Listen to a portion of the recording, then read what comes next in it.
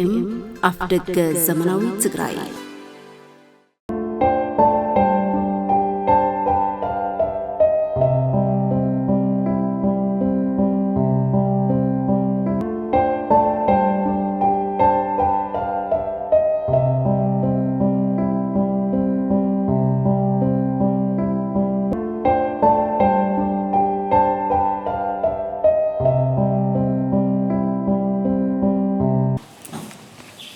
فتابير مزجب قطري 10-58 سوسا على شعات شامنا ورح كلتشين 10 شعات عمت مرد دانو تخلى دستا داي تخلاي أسفا كيدانو تولد مدن تخلى هيمانوت باراهي تسفاي كساسي محبر مهاران كل التجراي أوقاتات أبراهام جبرولدن دايت جبر ميكائيلن قريبو مالو تاسستي قداماي بيرو تمرتي كل التجراي كالاي بيرو تلمن فاينانسن كل التجراي سالساي جزاي محدار كل التجراي ناي سلستيوم تاسستي وكيل بيرو فتحي كل التجراي عقاب حقي جبر ليبانوس برهانه قريبولو راعي تاساسي فيدرال مينستر ገንዘብን ፋይናንስን ብዘይለሉ መዝገብ ሎምዕለ ዝተወፀረ መዝገብ መርሚርካ ፍርድን ማሃቢኔሩ በዚ መሰረት ክትዑ እናካይደ ጸንሐ ፓናል መጋያ ላዕለዋይ ቤት ፍርዲ ሰዓብ ፍርዲ ተዋሂብሎ ፍርዲ ነዚ ፍርዲ መበገዝ ሆነ ከሳሲ በዕለት 14 ራብዓይ 2017 ዓመተ ምህረት ጽሒፉ ብዛረቦ ዝተማሓሸ ክሲ ናይ ትግራይ መማሃራን ዘይተኸፈለ መሃያ ግምት ብር 5 ቢልዮን 403 ሚሊዮን 534,614 ብር ክሲ ግምት ክሲ ስለ ዘቀረበ እዩ ዘቀረበ ዝርዝር ክሲ ድማ እንትረአ ከሳሲ ናይ ትግራይ መምህራን ማሕበር ኮይኑ መሰልጠምን ናይ መማሃራን ዘኽብር ብሕጋዊ መንገዲ ዝተጣየሸ ማሕበር እዩ ኣብ ብሔራዊ ክልላዊ መንግስቲ ትግራይ ዘይተኸፈሉ መማሃራን ዝርዝር ስሞምን መሃዮምን بزوبان وردان تزرزيرو مسكسي حد مرمهر زحاتو مهيا اتحيزنا قريبنا لنا جزاي محدار كل التجراي ناي ممهران ناي حمشت ورحي ناي كلتشن 14 عام تمرد كورحي حمله كساب ورحي حدار كلتشن 15 عام تمرد كان منجست الفيدرال استقبلوا مهيا كبنا زي مخالو بيرو تمرت كل التجراي دما اوصيرو 10 تبقى كفل يتخفلنا بزي مخالون كن كفل بزي مغبارون بيرو فاينانسن تلمن تግራይ ድማ ናይ ባዕልና ባጀት ኣብ ካለ ክውዕል ብምግባሩ ምስ መንግስቲ ፌደራል ሚኒስተር ገንዘብን ፋይናንስን ኮይኖም ገንዘብና ከፍሉና ይግባእ ኩሎም ተኸሰስቲ ድማ ናይ 2014 ዓመተ ምህረት መሃያና ከፍሉናን ፌደራል ድማ ፈሰስ ክገብር ግቡና ሃለው ብዘይ ምስዳዱ ብሕጊ ከስስና ለና ስለዚ ተኸሰስቲ ንናይ 17 ወርሒ ክፍሊትና በሓባርን በተናጸለን ተሓተቲ እዮም ኢልና ክስቅሪብና ለና ብምባል ناي 17 ورحي زي تخفلهم مهاران محبرين إيكونوميات جماعة استقالوا ببزور شم زرزرهم استطاعوا هنو دمر 25 شعات 220 يوم بمبال زرزر تطاعسوا عب تجراي زرك ممر ناصرها عم مهار مستمر قبون دافت سما قلقالو تنداها ولا انتهالو انتهونا جن نازم مهارلون سرع مهايا نا كلتشن 14 نا حد عامتن حمشت ورحن مالتون كحمله كلتشن 14 كساب ورحي دار كلتشن 10 حمشت بدمر 10 شعات ورحي مهايا خفلو ما يخالن نحنا مهاران تجراي بمحبرنا عبيلنا بتدغاغامي بصحف بقلب مهايا خفلنا عب صقم كم زلنا مستخصصي باكل بدبدابين تحتتنا خفلنا يكالن سلازي ممهران تجراي ግብኦም ፈጽሞም እዮም ናይ መማሃራን ትግራይ ናይ 2014 12 ወርሒ መሃያን ናይ 5 ወርሒ ከሐምለ 2014 ክሳብ ሕዳር 2015 ብድምር 5 ቢልዮን 493,614 ብር ክኽፈለና ኩሰነልና ወጻይን ክሳራነውን ጠዋበል ሓዊሱ ይከፈለና ዝብል ክስ ቀርቢዩ دهرزي زبيت فردي تخصصتي ملسون بصحف نقرب عزو قداماي اسكاب سالسي تخصصتي بعلت 14 حمشور حكلتشن 10 شعات عمت مرت بقطر 219 زوار 06 زوار 2017 زت صحافه بوكيلوم فتحي بيرو فتحي كل التجراب بيلوم ملسي قربوم سالسي تخصصي جن كسبه صحيبو انهالو ملسو سلازي قربه ملسي مقرا مسلو تحالفو قصيلون ጉዳዩ ዘይለሉ ክራታ አዝዩ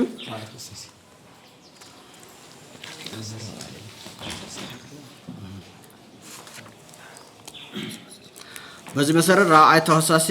ክስበጽ ሒቦና ሃሎ መልሱ ስለዘይራ መልሲ ናይ ምዕራብ መሰሉ ተሓሊፉ ቀጽሉ ጉዳዩን ብዘይለሉ ክርአ ተአዝዩ ማለት ቀዳማይ እስካብ ሳልሰይ ተሐሰስቲ ዘቀረቦ ዝርዝር መልሲ ትሕስቶ ድማን ክርአ ቀዳማይ ብርኪ ተቃውሞ ቀሪቡ ዘሎ ክሲ ደንብ ቁጥሪ 4 ዝባር 2016 11 ንኡስ 3 ክልከላ ምዕራብ ጥሒሱ ዘቀረበ ምዃኑ ጠጠው ክብል ተቃውሞና ነቅርብ ክሲ ፍትሐ ብሔር ዘቀርብ ባዕልኻ ወይ ብሕጋዊ ወኪልካ ምዃኑ ብግልፂ ዝተቀመጠ ኮይኑ ማሕበር መምሃራን ክልል ትግራይ ንባዕሉ ውክልና ዘይብሉ ጠዋቆፂሩ ክንዲ መምሃራን ንምክርኻር ዘኽእል ሕጋዊ ምኽንያት ይኹን ውክልና የብልካን ተባሂሉ ክዕፀወልና ዘቀረበ ክሲ ንስሩዓት ኣብያተ ፍርዲ ቢግበኒ ወይ ኣፈጻጸም ዘቀረበሎም ተዘይኮይኑ ቀጥታ ክሲ ተቐቢሎም ክዳንዩ ስልጣን ኣብዘይብሎም ስልጣን ኣብዘይብሉ ቤት ፍርዲ ዘቀረበ ክሲ ስለዝኾነ ክዕፀወልና ዝብል መቃወምያ ኣቅሪቦም እዮም ዝርዝር ውሳነ ንቀዳማይ ብርኪ መቃወምያ ኣብ መዝገቡ ዝርከብ ኮይኑ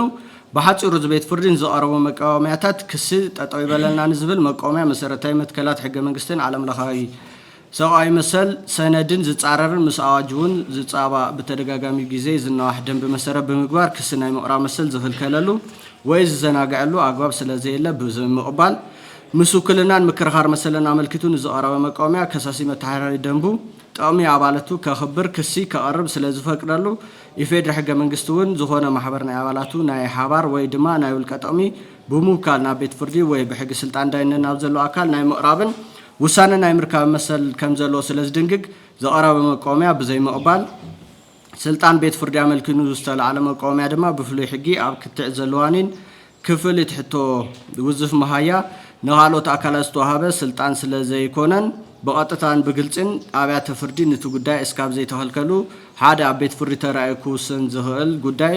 ፍትሐ ብሔር ኣተኣናጊዱ ናይ ምውሳን ስልጣን ናይ ኣብያተ ፍርዲ ከም ዝኾነ ፍትሐ ብሔር ስነ ስርዓት ሕጊ ቁጥሪ 4 ስለዝድንግግ እዚ ቤት ፍርዲ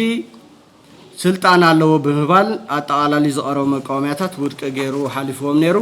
ዝርዝር መልሲ ናይ ቀዳማይ እስካብ ሳልሳይ ተኸሰስቲ ንክርአ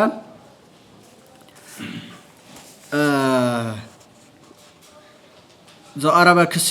ገንዘብ ብምዃኑ መሰረት ብሔር ስነ ስርዓት ሕጊ ቁጥሪ 226 ንኡስ 1 ብትክክል ነፂሩ ክቐርብ ኣለዎ ብዝብል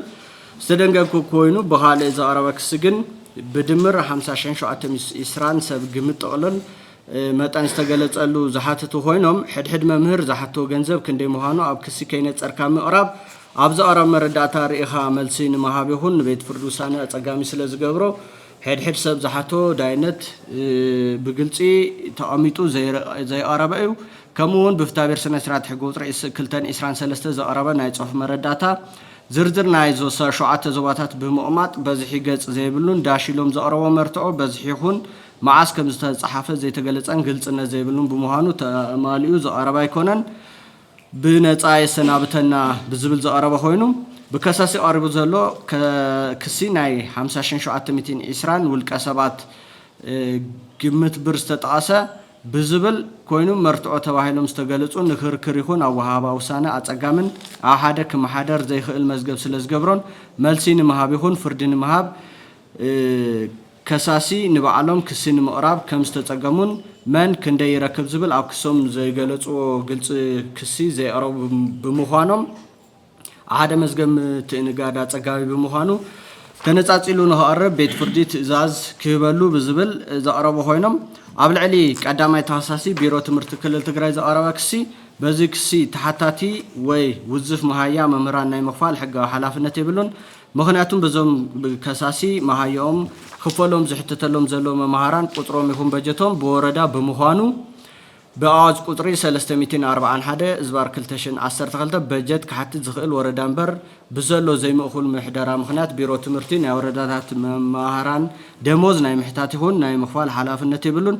በጀት ዝሓትትን ደሞዝ ዝኸፍልን ኣብ ቢሮን ዘለው ክልል ዝመሓደሩ ስታፍ ሰራሕተኛታት ጥራሕ ብምዃኑ ኣብዚ ክሲ ሕጋዊ ተሓታትነት የብሉን ዝብል ኣብ ካልኣይ ተኸሳሲ ብመሰረት ደንብ ቁጥሪ بقطري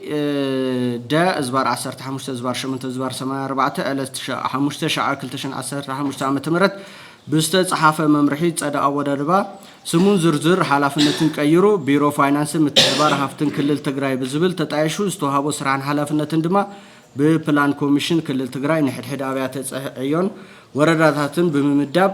ኣብ ካቢኔ ምጸደቐ ተቐቢሉ ካቢኔ ምስ ፈቐደ ስራሕ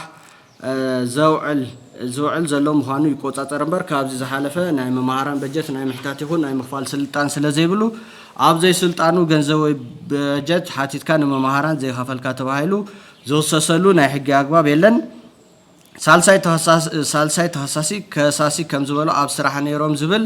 ካብ ሓቂ ዝረሓቀን ብመረዳእታ ዘይተረጋገፀን እዩ። ምክንያቱም ኣብ 2014 ከምኡውን 2015 ክሳብ ሕዳር ወርሒ ብዝገጠመና ዕፅዋን ክባን ኣብያተ ትምህርቲ ይኹና ካልኦት መንግስታዊ ኣብያተ ዕዮ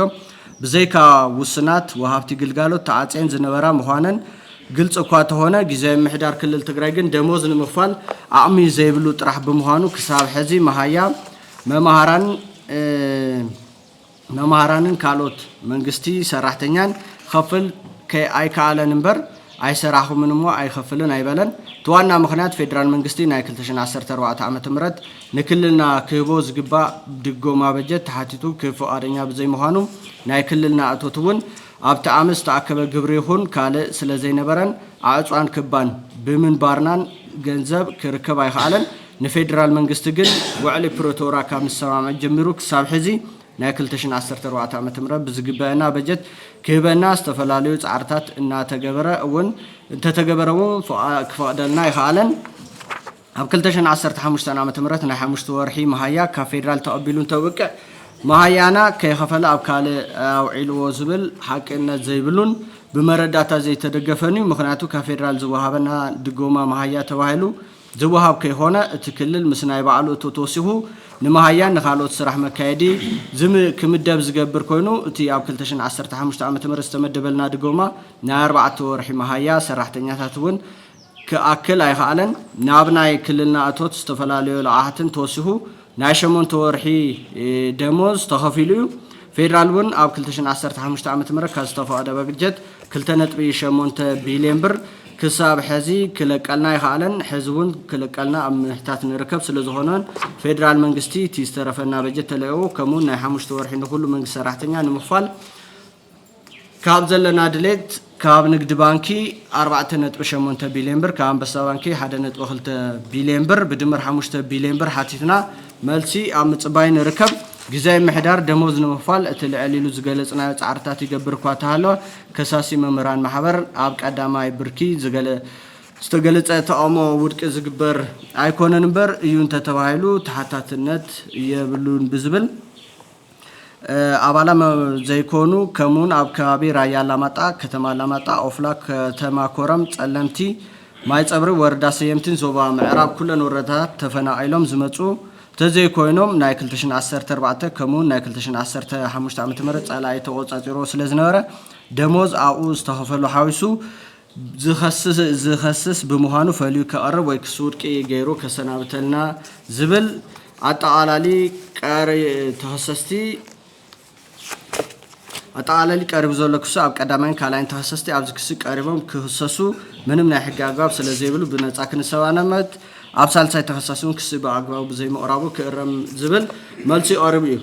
እዚ ቤት ፍርዲ ንዝቐረበ ክሲ ግልጽነት የብሉን ከምኡውን ተነጻጺሉ ይርአየልና ዝብል ዘቐረበ ተቃውሞ መልሲ ግልጽነት ኣመልኪቱ ዘቐረበ መቆምያ ምስ መርትዖ ተታሒዙ ዘቐረበ ኮይኑ እዚ ድማ ኣብ ምስማዕን ምምዛንን መርትዖ ዝረአ ብምዃኑ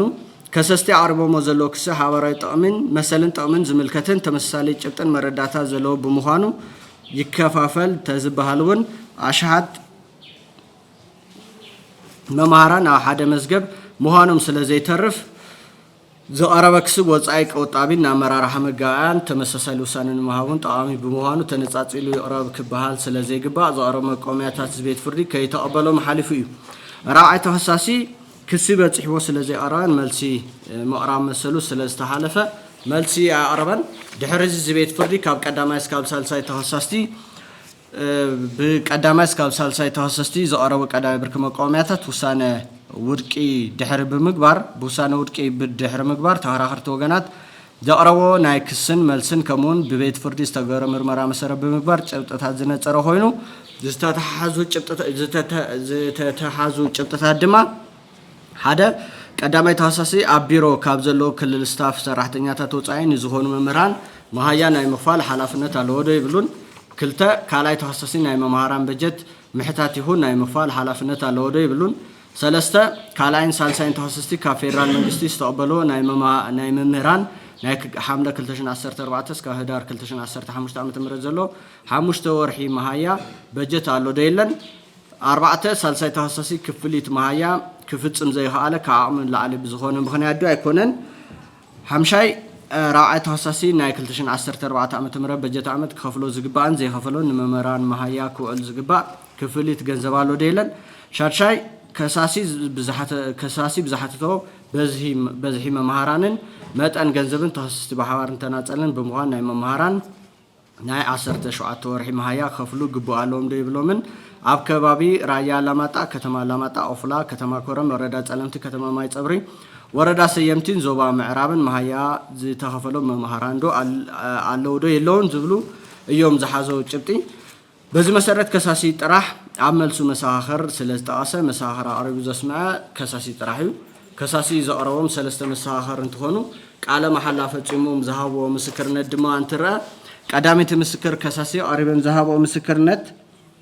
ውዝፍ መሃያ 17 ወርሒ ኣመልኪቱ ቀዳማይ ተወሳሲ ኣብ 2013 እስካብ 2015 ዓመተ ምህረት ዝተኻየደ ከይዲ ምምሃር ምስትምሃር መምህራን ጻውዒት ኣቕሪቡ ከምህሩ ኣዝዙ እዩ። ንመምህራን ብላዕለዋይነት ዝመርሕ ቀዳማይ ተወሳሲ ቆፂሩ ዘመሓድር ስለ ዝኾነ ቀዳማይ ተወሳሲ ሓላፍነት ኣለዎ። ወረዳታት ብውክልና ቀዳማይ ተወሳሲ እየን ዝቆፅራ። ብሕጊ መሰረት ዝሰራሓዮ ሰብ መሃያ ክኽፈል ኣለዎ። ቢሮ ሓላፊ ቀዳማይ ተወሳሲ ኣብቲ ካቢኔ እውን ኣባል ስለ ዝኾነ ኣብኡ ክውስን ይኽእል እዩ። 5 ወርሒ መሃያ ናይ መምህራን ካብ ፌደራል ዝመፀ ኣብ ካቢኔ ውሽጢ ዝተዋሃበ ውሳነ ናብ ካልእ ክውዕል ኣብ ዝተወሰነሉ ኣካል ቲ ካቢኔ ኮይኑ መሃያ መምህራን ኣብ ዘይመዓልኡ ክውዕል ወሲኑ እዩ። በጀት ከፈልቲ ወረዳታት እየን መሃያ ዝኸፍላ ኮይኑ ግን ብላዕለዋይነት ፅዕንቶ ክገብር ይግባእ። ኣብ ክልል ቀዳማይ ተወሳሲ ናይ መምህራን መሃያ ናብ ካቢኔ ኣቕሪቡ ከጽድቕ ይኽእል እዩ። ወረዳ ቤት ጽሕፈት ትምህርቲ ብስራሕ መዳይ ተፀዋዕነቱ ናብ ቀዳማይ ተወሳሲ እዩ። ኣብ ወረዳ ዝርከቡ ኣብያተ ጽሕፈት በጀት ዝሓወሰ ሪፖርት ናብ ክልል ይሰዳየን። ወረዳታት በጀት ኣጠቓቕማን ጠቕላላ ስራሕቲ ናብ ቀዳማይ ተወሳሲ ይገብሩ እዮም። ፕሬዚደንት ግዜያዊ ምምሕዳር ኣኪቦምና እቲ 5 ወርሒ ናብ ካልእ ዕላማ ከም ዝወዓለ ገሊፆም እዮም ዝብል ካልኣይ ተወሳሲ ስርሑ ኣብ ፌደራል ዝጸደቐ በጀት ካብ ፌደራል ኣምፂኡ ናብ ሴክተራት ከከፋፍል ግቡእ ኣለዎ። ናይ 2015 ዓመተ ምህረት 5 ወርሒ መሃያ ናብ ካልእ ክውዕል ገይሩ እዩ። ስለዚ ተሓታቲኡ ሳልሳይ ተወሳሲ ናይ 5 ወርሒ መሃያ መምህራን ኣብ ጸገም እናሃለዉ ስልጣኑ ተጠቒሙ ናብ ካልእ ኣውዒልዎ እዩ። ስለዚ ተሓታቲኡ ናብ ጠቅላይ ሚኒስትር ሃገረ ኢትዮጵያ መምህራን ወኪለ ኣብ 2016 ዓመተ ምህረት ኣብ ህዝባዊ መድረክ ሓቲትና ቀዳማይ ሚኒስትር ኣብይ ኣሕመድ ናይ ክልል ግዜያዊ ምምሕዳር ፕሬዚደንት ኣይተ ጌታቸው ረዳ ኣብ ዘለውሉ መምህራን ኣብ ጸገም ኣለና ንምንታይ ውዝፍ መሃያ ተኸልኪልና ኢላ ሓቲተ ቀዳማይ ሚኒስትር ዝሃብዎ መልሲ ንፕሬዚደንት ጌታቸው ረዳ ናይ 5 ወርሒ ሂበካ እየ ካብዚ ምስከድካ ሃቦም ኢልዎም ፕሬዚደንት ጌታቸው ረዳ ጽቡቕ ክህቦም እየ ኢሎም እዮም። ብተደጋጋሚ ብሚድያ ኣብ ኣኼባታትን ኣብ መምህራን ዝግበሩ መድረኻትን ካብ ዘምፃኣና ኣምፂና ክንከፍልና ኢሎም እዮም። ግዜያዊ ምምሕዳር ፕሬዚደንት ሳልሳይ ተወሳሲ ንምኽፋል ዘጸግም የብሉን ግብሪ ካብ 2014 እስካብ 2016 ዓመተ ምህረት ዘሎ ኣኽፊሉ እዩ። ሊዝ መሬት እውን ኣጫሪቱ ኢትዮት ረኺቡ እዩ። ዝተፈላለየ ጽርግያታት ስራሕቲ ይሰርሕ፣ ንበዓላት ንኣኼባታት ብሚልዮን ሓገዝ ይገብር እዩ። ንመምህር ንምኽፋል ዓቕሚ ኣይሰኣነን። ራብዓይ ተወሳሲ ናይ 2014 ዓመተ ምህረት በጀት ብሃገር ደረጃ ንኹለን ክልላት ትግራይ ሓዊሱ በጀት ጸዲቑ እዩ። እዚ ናይ ትግራይ በጀት ፌደራል ገንዘብ ሚኒስተር ክሰድድ እናተገበ ዘይምስዳዱ ሕገ መንግስቲ ዝጠሓሰ እዩ። ቀዳማይ ሚኒስትር ኢትዮጵያ እውን ናይ 2014 ዓመተ ምህረት በጀት ንትግራይ ከም ዘይተዋሃበ ሓቲትና ኣረጋጊጾምልና እዮም። ናይ 12 ወርሒ ናይ 2015 ዓመተ ምህረት በጀት ደሞዝ መምህራን ንመንግስቲ ሰራሕተኛታትን ተታሒዙ ካብዚ ውሽጢ እዩ ናይ 5 ወርሒ ኣብ ካልእ ዒሉ ኣብ ወረዳ ዘለዉ መምህራን በጀት ብወረዳ ቤት ምኽሪ እዩ በጀት ዝጸድቕ ናብ ወረዳ ቤት ምኽሪ በጀት ሕቶ ሓላፊት ቤት ጽሕፈት ትምህርቲ ትወርዳ እዩ ዝቐርብ ብምባል መስኪረን ካልኣይን ሳልሳይን መሰኻኸሩን ዝመስከሮ ምስክርነት ተመሳሳሊ ኮይኑ ኣብ ፍርዲ ተገሊጹ ይርከብ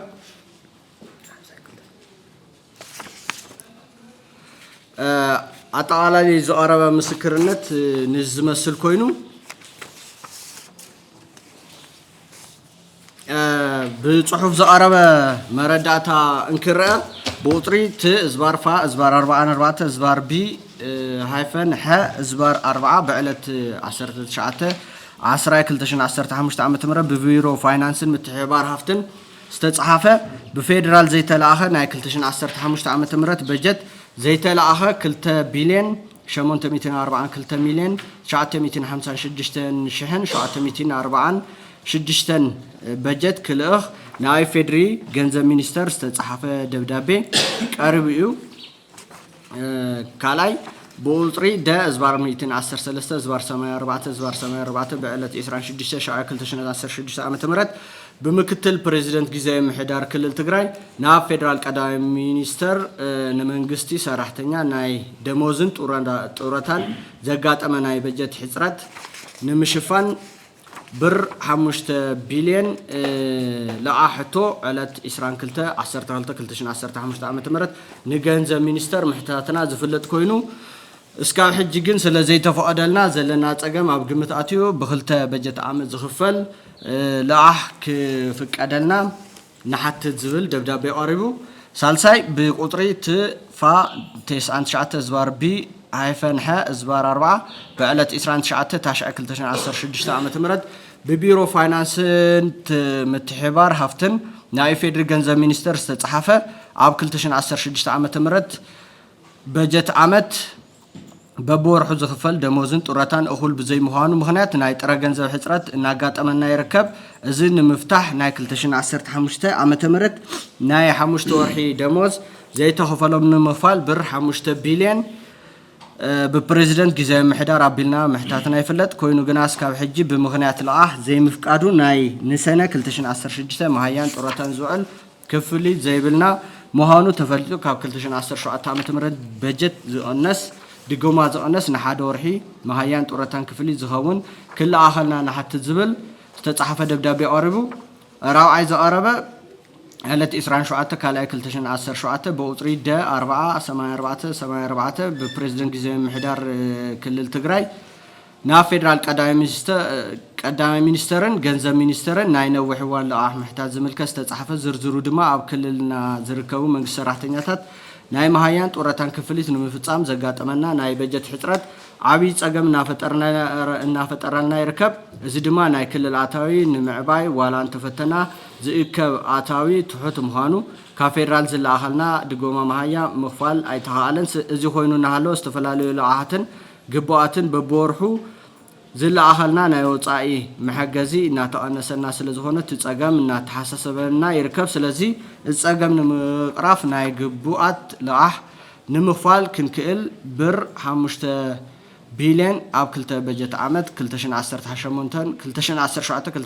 كلتشن 10 شمونتن عم تمرد زخفل لا كف قدلنا زبل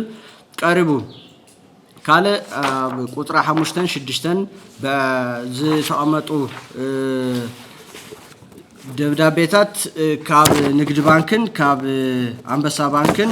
4.8 بليون كمون 1.2 بليون بر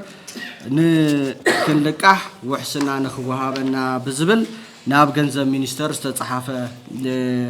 دبدابيتات قربيو أطالا لزو عربا كسن ملسن كتأن مرتعون زمسل كوينو زبيت فردي مس عقباب نزلو حقي عقنازيبو مزقو مرميرولو كساسي زو عربا كسي مهيا زي تهفله حلف 10 شعات ورحي زملكت انتهون زي دما زي تهفله ناي كلتشن 14 عام تمرت بجت بفيدرال يهون بكلل كتحازن كلقان بزي مهالو اتي 5 ورح دما بفيدرال تغوادلو سلازتلاخه كللون كالي اب كالي سلازوعلو زبليو تي زقربه كركر مسرت زغبرو ازوم غدات مس متكالن محدران بجت تحازو سلازهونو اطالا لي امدادبان محدران بجت زملكت حلافن زلوم أكلات زرزيركا حقاو قبؤهم مفلات عقداسي هون بزي مسارات هاجرنا مستهتلو حقا منقستاوي فيدرالاوي سرعات تتحيزو ركبات فيدرالن كلن بحادقت كمون أب كلنا استزرقا حق منقستاوي زي مؤهول محدارا مخنات ركب كللن وردان بزين نتاعت الملكو تتحيزو يركب بزي مسارات أبزوم ركبات مستتحز قداي أغنازيبكا ممرمار أغداسي خوينو ترخبلون بمداي كل ركب كللن فيدرالن حق منقستي فيدري عنقص 50 كلتن وسكلتاسا كللات نتكلل أبستوسنا ناي آتاوي فلفل جبرن تحسن كمون نايتي كلل بجت كم زوجان كم زفتمان يدنقق كابز بتوسع هدما نفيدرال منقستي مز توهابو سفيحن جزيفن ناي جبرن تحسن سلطان كمون ناي كللات دليت مسردما نكللات ناي بجت دقوما يوسنن يخفلن يفيدر حق منقستي عنك أسوسان كلتن وشعاته فيدرشين بيت مخري فيدرال منقستي نكلل دقوما زهبلو كأمر كم زوجي يدنقق أبز مردا زدلي فيدرشين بيت مخري دقوما كوهاب يقبع دو يقبعن كندي متأن زبل نايموسان سلطان زيبلو خوينو زلو سلطان تحق منقستاي كلالا زرخبة نكللا زوهاب دقوما زكافافللو كأمر مالتون زكافافللو سلحيت زوسن اللو أقباب مصنع طرحي حلافنتو يفيدر حق منقستي عنقص عن شعاتن وسلسته ناي فيدرال عامتاوي بجت عدالو نبيت مخري توكلت حزبي زقرب ناب بيت مخري منسترات مهانم متصدقون أفتاصمو كم زكاتاتل يدنقق ناي إثيوبيا فيدرالاي منقستي فاينانس من محدار أواج قطر 648 زبار كلتشن حدن نممحاز زوصا أواج قطر 900 زبار كلتشن شمونته أب قطر 4 مالتون عنقص 5 وسلسته بممحاش ገንዘብን ኢኮኖሚ ትብብር ሚኒስተር አሞንጎ ፌደራልን ክልል መንግስታት ዝግበር ናይ ፋይናንስ ርክብ ይመርሕ የተሓባበር ተጣዓሙ ይስራሕ ምህላው የረጋገጽ በመባል ይድንገግ አንቀጽ 22 ንዑስ 1 አዋጅ ቁጥር 648 ዝባር 2001 በጀት ናብ ቤት ምኽሪ ሚኒስትራት ዘቀርብን ኣብ ቤት ምኽሪ ተወከልቲ ህዝቢ ቀርቡ መብራህሪ ህዝብ ገንዘብን ኢኮኖሚ ትብብር ሚኒስተር ከም ዝኾነ ይድንገግ أوج قطري 648 زبار كلتشن حدا عنقص كلتن وس إسران كلتا بجد دقاف مالت فيدرال منقستي نكلل منقستي زهبو عامتاي ناي بجد دقاف مغانو زدنق كوينو عنقص 5 وس 4 دما ገንዘብን ኢኮኖሚ ትብብር ሚኒስተር አሞንጎ عامتاي بجد فيدرال منقستي كمون بيت مكر فيدريشن زصدق قمر مسرت نكلل منقستي زوها بجد دقاف يدالو بستفقد بجت مسارات كفليت يفصم بمبال يدنقق كابز بتوسع عنقص 18 بيت مخر توكلت حزبي ناي حد بجت عامت ناي فيدرال منقستي آتاوي وصاعي نكللات زوهاب ناي بجت دقاف كمون ناي وصاعي مشفان زري بجت كم زصدق يدنقق يفيدري منقستي فصمت أكالا سلطان تكبارن نموسان زوصة أواج قطري 10 زبار 2014 عنقص 36 نوسكلتا مثلا قبواتن ገንዘብን ኢኮኖሚ ትብብር ሚኒስተር በዚ አዋጅ ንገንዘብ ሚኒስተር ተመሐላሊፎም በመባል ዝድንግ ኮይኑ ንዚ አዋጅ ብዝሰዓረ አዋጅ ቁጥሪ 1263 ዝባር 2014 ዝተጣይሹ ናይ ሚኒስተር አብያተ ዕዮ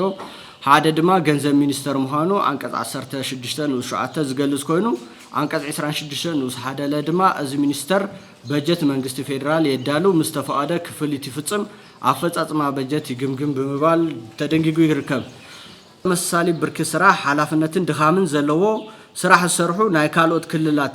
መምህራን እቲ ጸደቀ በጀት ድጋፍ ብእዋኑ ስለስተሰደደ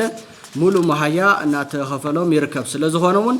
ራዓይ ተኸሳሲ ዘለዎ ሕጋዊ ሐላፍነት ብዘይምውጻእ ብዝወሰዶ ስጉምቲ ዝኾነ ዓይነት ንዝወሰዶ ስጉምቲ ዝኾነ ዓይነት ፖለቲካዊ አመኽንዮ ከቀርበሉ ዘይግባን ዜጋታት ሓደ ሃገር ብግልጽ ዘለዎም ሕገ መንግስታዊ መሰል ማዕርነት ዝጥሕስ ኮይኑ ተረኺብሎ ናብ ናይ ዓድናን ክልልናን መደበኛ ሕግታትን ክንምለስ ድማ ከሳሲ ንዘቕረቦ ሕቶ መሃያ መሰረታዊ ናይ ምንባርን ዘይምንባርን ሕቶ ዘልዕል እንትኸውን አዋጅ ቁጥሪ 314 ዝባር 2011 ዓመተ ምህረት ተመሓየሸ አዋጅ ሰራሕተኛ መንግስቲ ብሔራዊ ክልላዊ መንግስቲ ትግራይ አንቀጽ 10 ንዑስ 2 ዝኾነ ቤት ዕዮ መንግስቲ ኣብ መወዳእታ ወርሒ ንሰራሕተኛ ወይ ንሕጋዊ ወኪል ሰራሕተኛ መሃያ ይኸፍል ብምባል ይድንግግ አንቀጽ 11 ንዑስ 1 ድማ መሓዝን ምቁራጽን መሃያ ኣብ ዝምልከት ድንጋጉ ዝኾነ ሰራሕተኛ መንግስቲ መሃዩ ክትሓዝ ወይ ክኡረጽ ዝኽእል ብዝገበሮ ስምምነት ጽሑፍ ብትእዛዝ ስሩዕ ቤት ፍርዲ ወይ ማሕበራዊ ቤት ፍርዲ ብኻልኦት ሕግታትን ምዃኑ መሰረት ንኡስ አንቀጽ 1 እዚ አንቀጽ እንተዝኾኑ ብኻልእ ኣግባብ መሃያ መሓዚኹ ምቁራጽ ከም ዘይከኣል ይድንግግ ካብ ዝተወሰኸ 11 ንኡስ 2 ኣብዚ አንቀጽ ንኡስ 2 1 ንኡስ አንቀጽ 1 ለን መሰረት ካብ መሃያ ሰራሕተኛ በቦርሑ ዝቁረጽ መጠን ገንዘብ ካብ ዝተጻረየ መሃዩ ካብ ሲሱ ኣይበልጽን ብምባል ያቕምጥ ኣብዚ ምርዳእ ዝከኣል ካብ ብጽሑፍ ዝተገለጸ ስምምዕነት ሰራሕተኛ ወጻኢ ብዝኾነ ኣግባብ ደሞዝ መንግስቲ ሰራሕተኛ ልዕሊ 1/3 بزخون أقوى حقن محازم قادن كم زي كال قلت مجددن دنجاجة تأمينتو تحادى برز سلستون بأبيات فردي بخالوت حقتات كجد زخل كونو نجرجن زي زخون عدان وفال ويدما ديسيبلين قطعات نموسان تراحي سلا زخونهم بسيل سيرفيس محادر وسرحتنيا ممهران مهايا استحازلو وي كي تخفلت عن حلو حقاوي مخنات يلن سلازو هونون زي ناي مهايا حتو بزوم لعليلوم استقلصو مخنياتات عبيت فردي قريبو سأنا كوهابلو زخيلن زقبان سلازو هونا قبو كواصا انا تقبا زي تواصا منغستي اكل تحتاتنتو ترغاغيصو حقا فتح كوهابو زقبايو بزي مسارتن كتقالل قداماي تخصصي بجت سلازي تمدبلون አወረዳታት ክሊ ስልጣን ዘለውም መሃራን ወን በአጥታ መخفال ሐላፍነት ስለዘይብሉ በዚህ ክሱ ዛህተቱ አይኮነን ተዋይሉ በአብዛሃ ድምጽ ፍርድ ተዋይብሎ ካላይ ተሐሰሲ ናይ 17 ወርሒ መሃያ መሃራን ዝምልከት ንብር 5 ቢልዮን 493,534,614 ተሐታቲዩ ተዋይሉ በአብዛሃ ድምጽ ፍርድ ተዋይብሎም سالساي تخصصي ناي 17 ورحي مهايا بر استغلص زملكت ناي مخفال غبو الله تواهلو بمولو دمصي فردي تواهبلو سلازهونون كالاين سالساين تخصصتي بحبارن تناصلن ناي 17 ورحي مهايا بر كفلو غبو الله تواهلو بابزاها دمصي فردي تواهبلو راعي تخصصي ناي زيت سدنا بجت عمد 2014 عام تمره بجت دغاف كسدنا تغبا سلازي سدده كساسين زقربو ناي 2014 عام تمره ناي مهاران ناي 2012 ناي 12 ورحي مهايا كفليت حتو بر 3 بليون 863 مليون 691,492 بر نطبي 23 خفل زون مس حلفنا زلو سالساي تخصصي بحوارن تناصلن حلفنا تحتاتيو توالو بمولو دمص فرد توهيبلو كالاي تخصصي مثال ساي راعين تخصصتي نزينا 12 ورحي مهايا بحوارن تناصلن ناي مخفال حلفنا تالو توهيلو بابزح دمص فرد توهيبلو بزي مسارت صعب وسانه توهيبلو وسانه قداماي تخصصي بزقربلو كسي تحتاتنا تيبلون توهيلو بابزح دمص وسانه توهيبلو كالاي تخصصي ناي 17 ورحي مهايا 50,720 مهاران تجراي بر 5 بليون 493 سوري 5 بليون 493 مليون 534,614 بر ناي مخفال غبو على توهيلو بابزح دمصي وسانه توهيبلو سالساي تخصصي ناي 17 ورحي مهايا ناي 50,720 مهاران تجراي 5 بليون 493 مليون 534,614 بر ناي مخفال غبو على توهيلو بمولو دمصي وسانه توهيبلو راعي تخصصي ناي 12 ورحي مهايا 50,720 مهاران تجراي بر 3 بليون 863 مليون 691,492 بر ناي مفال غبو على توهيلو بمولو دمصي وسانه توهيبلو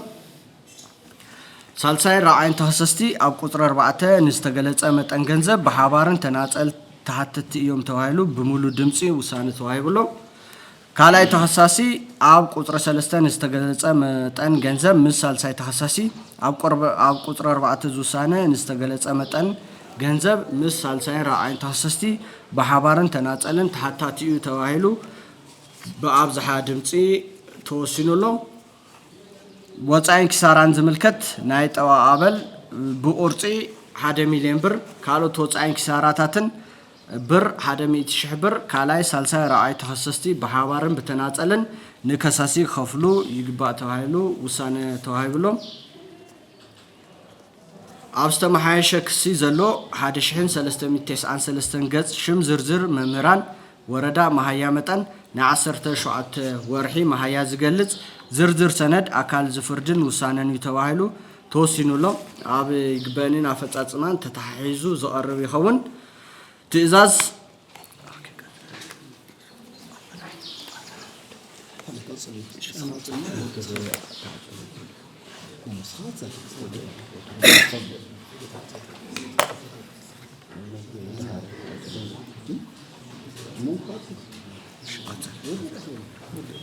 እሺ ኣብዝሓና ብትውሳነ ተዋሂቡ ዘሎ ብሙሉ ድምፂ ዝተወሰነሎ ብኣብዝሓ ድምፂ ዝተወሰነሎ ኣብቲ ብኣብዝሓ ድምፂ ተወሲኑ ዘሎ ኣፈላላይ ሓሳብ ክቐርብ እዩ ማለት እዩ እሺ ዝተፈለ ሓሳብ شمي ترى قطر حمشت تتقصكو داينا كاب قدامي ጭብጢ ኣብ ልዕሊ قدامي ተخصص መልኪቱ በአብዛሓ ድምጽ ዝተዋወሰነ حساب بحساب ስለዚ ተስማዕ مع كله ኣፈላላይ حسابي ከም ዝስዕብ ስፊር ኣለኹ ኣብ ናይ ዓለም ለኻዊ ናይ ሰራሕተኛታት ቃል ኪዳን ስምዕነት ሰነድ ወይ ድማ ኢንተርናሽናል ሌበር ኦርጋናይዜሽን ቁጽሪ 95 መንግስታው ኮነ ዘይ መንግስታው ትካል ንሰራሕተኛታቶም ናይ ዝሰርሕሉ ግዜ ማሃዮም ናይ ምክፋል ግቡእ ከም ዘለዎም فرمت هاجرات ون أو زوج أو هاجر أو حقتات زي متكل مسارات بمقدار معرنة مثل سرحتنياتات بزخبر من جدي كوسع خمس اللون زجدد أو زي العليل استجلس أسند عنكس خلتن وسكلتن عنكس سلستن كاستقامت الدنجاجة تمر نواب مرد زكاليو زي ناي علم لخ ناي سرحتنياتات قال كيدان سند سمعنا الدماء إثيوبيا أو الفرامي هاجر كوينا بمسارتنا إفير حق من قستي عنكس 10 سلستن وسكلتن أول أكل حق هاجرا جراس تقبلت أن تتكون كللاتون نظام ناي علم لخ ناي سرحتنياتات قال كيدان سنة سمعنا تستقمت ومسفرتات مسرت بمقار سرحتنياتات منجستي كللن بزملكات مسلاتهم وبعاتهم زقمتوا عواجات دندتات نبرحتات بموسى سرحتنياتن نام حدرا زركوا خوينن أو زمدايا ملكيتو أو كلنا زوجن أو سرح زركب استمحش أواج سرحتنيات منجستي بهراو كله منجست جراي أواج قصري 13 زار كتشن 10 حدا تمرت كوينو أو ذا أواج عنكس 10 نص كلته بجلس 5 أمود أدماء زخونة بيتعيا منجستي نسرحتني ويون نحجا وكيلو أمو داتا ورحي ما هي أنا ينفل جبو كم زلوا بجلس زقمتيو بمنصر العلي لهم استتقصوا على ماون هاجراون كل لاون دنجاجتاس نابز حزنيا زلنا قدام تنملس قدامي تخصصي مالتون بيرو تمرت كل التجاي نخصص مهران مسزورهم عيتهم قصارهم سلطنهم بوليس تمرت مسمقراصن مكتتالن حلافنت كم زلون بواننت ناي خصص مهران مسرحي منግስታ ቢሮ ከም ዝኾነ ከሰስቲ ኣብዚ ናይ ቀዳማይ ተኸሳስ ትካል ናይ መንግስቲ ሰራሕተኛታት ንምዃኖም ብኸሰስ ብዝቐረበ መረዳእታ ተረጋጊጹ እዩ በአንጻሩ ቀዳማይ ተኸሳስ መልሱ ንኸሰስ ናይ ምቁጻር ይኹን ክፍሊት ናይ ምክፋል ሓላፍነት የብለይን ካብ ምባል ወጻኢ ብመረዳእታ ኣቕሪቡ ንኸሰስቲ ማህያ ናይ ምክፋል ይኹን ናይ መስርሕን ሰራሕተኛ ርክብ ኣመንጎኦም ከም ዘይብሉ መረዳእታ ኣቕሪቡ ብወገን ከሰስ ንዝቐረበሉ መረዳእታ ዝተኸለኸሉ ጉዳይ ኣይኮነን ዝቐረበ መረዳእታ እዚ እንተኮይኑ ድማ ቀዳማይ ተኸሳሲ ማለት እውን ቢሮ ትምህርቲ ክልል ትግራይ ናይ ከሰስቲ መስርሓይ ንምዃኑ ብኸሰስ ብዝቐረበ መረዳእታ ክሳብ ዝተረጋገፀ ካብ ናይ መንግስታዊ ውዕሊ መስርሕን ሰራሕተኛን ዝምንጩ ርክብ ከም ዘለዎ ክሳብ ዝተረጋገፀ ቀዳማይ ተኸሳሲ ዋላ እኳ ብቐጥታ ንኸሰስ ደሞዝ ናይ ምክፋል ግቡእ ኣለዎ እንተዘይተባሃለ ናይ ከሰስቲ መስርሓይ ክሳብ ዝኾነ ናይ ከሰስ ዝርዝር ዝሰርሕሉ ግዜን ክኽፈልዎ ዝግባእ መጠን ማህያን በጀት ናይ ምድላውን ናይ ምሕታትን ከሰስቲ ናይ ዝሰርሕሉ ዘይተኸፈልዎ ማህያ ንክኽፈሉ ናይ ምድላውን ናይ ምሕታትን ከሰስቲ ናይ ዝሰርሕዎ ዘይተኸፈልዎ ማህያ ንክኽፈሉ ናይ ምግባር ሓላፍነት ካብቶም ልዕሊ ኢሎም ዝተጠቐሱ ዓለማዊ ሃገራውን ክልላውን ሕግታት ዝምንጩ ሕጋዊ ግቡእ ክሳብ ዝሃለዎ ቀዳማይ ተኸሳሲ ንኸሰስቲ መምህራን ማህያ ናይ ምክፋል ግቡእ የውልን ዝበሃለሉ ሕጋዊ ሙንያ ስለዘይሉ أو زمداء ملكيتو بمسارحتي بأبزح دمسي قدامي تخصصي بيرو تمرت خلل تجراي نخصصت ممران مهيانا يكفال قبو يولن بمال زهو سنة بحساب سلزي تسمع مع خلو قدامي تخصصي بيرو تمرت خلل تجراي كسست ممران نايز سرح وصراحة نايز تخفلهم مهيا مستم قدامي كسعر عايز تتقص تخصصي بحوارن بتناسألن بمخان يا ونايم خفل قبو على وبزل كم مسارحتي بحساب تفلي له حزون لصالة يستفلي حساب له أوصري حدن ترى أوصر سلستن سيمنا دانو خلاي تخصصي بخصاص نستحت تمت انجنزل بحوارن بتناسلن مسال ساي راعين تخصصتي تحت تيو كبا كولو مسارحتنا زوج هو مدمدمتا سلازي تسمع معنا لو استفلي حسابنا خمس مزجينا لنا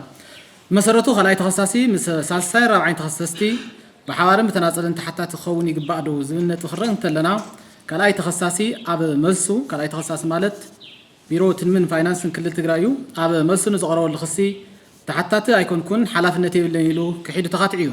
بمتكل درجة ما بحارن بتناسلن تحتات نتن تفصام نزلوا أب قداس تابير مسرح صراحة تانيان كوينو بزحات تخصصتين النايو على حلاف النتيب الله ونتراجزيو لازم مسرت كلاي تخصصي أبتو بجيزة محدار تتعيش استوهاله فصام أكل من قسم تخون مسرت من قسم فيدرال أب كللات القازات ولو سرعات نمحنقاق زوصة أواج قطري 359 شعنت 995 عام تمرد عن كاس 15 نص كلتا س جزاء محدار ناي تخلي البجت كم زصدق يدنقق إذا صدق بجت منقستي كما يمحدر زول دما محدرا منقستاو فاينانس بهراو كلها منقست تجراي نموسان تمحش زوصة أواج قطري 315 كلتا شحن 11 زوصة خوينو مسرت إذا أواج عن كاس 15 نص 4 سلطان تجارن بيرو أبزبل عمتاوي بجت منقستي يدالو مسرت صدق بجت كفلتي في الصنكبل بجلس دنجو كوينو زي مالت جن كلاي تخصصي أتقالي ناي منقست بجت كام مدلاون ببيت مخري وي كابينة جزء محدار صدق بجت كفلت كام مفتصامن كام محدار نحالفو أب حد أبيات عيون زول زي تخفل معايا وي كالوت كفلتات بناي وعلتو بسو بجت حيزو كفلت زفص مر حقا مسرح خمزيلا كاوزا واج تحستون أقراص أمر داز كاليو كلاي تخصصي ناي حمش توحي خون ناي 10 خلطة وارحنا ممران توهايلو مسرت زاواج أواج أطر 315 كلتشحن 10 حدن عنكز كلته نص شعنته عنكز كلته نص 10 عنكز كلته نص 27 بكابينة جزاء محدار زصدقه ويدما بفولي علمان وزف زي تخافل ما هي من قصة راحتني توهايلو استتحاز بجت كم زلون كفليت نخيف تصم كم زخل كلا يخون زي صدقه بجت نخالي علامة 5 على هو على كم زجرا خصاص بفرنا جرا رجعتن كلاي تخصص حتى تخون زخل زنورة بمنقص الصدقه بجت استوها جنزة أيكفل انتزول نيريو نايو على بجت أب زيولون مسرح مقولة كبار بناتو وانا فصام أكل سرحت تفليوم سلستها وطرح أكل نايت جزاء محدار أو زخون الجزاء تحت زخون الحجة مسرح يلن أنت تعالل كلاي تخصصي كوعلو وصاي وإذا ما خاحجز فلفل جب أو زيولو مسكالو تخصصتي بحوارم تناصلن زحطت له حجة مخنيات يلن بموال زي تفلي حسابنا أمزجنا لنا يا ودينا لا سلازي يا كملس تزاستو هيبله بعتيرو من الوقت قرتا كيفكر أبزها من عمل زبل زلو سنة كابكالايس كاب راعي تحسستي بأبزهان بمولو دمسين تحتت يوم تواهيلو وسانة تواهيلو سلازلو ناي أبزها دمسي جزائي هون الله مالتي ودينا لنا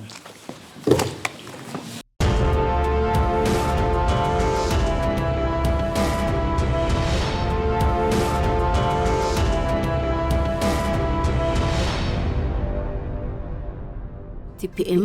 أفدق زمناوي تجراي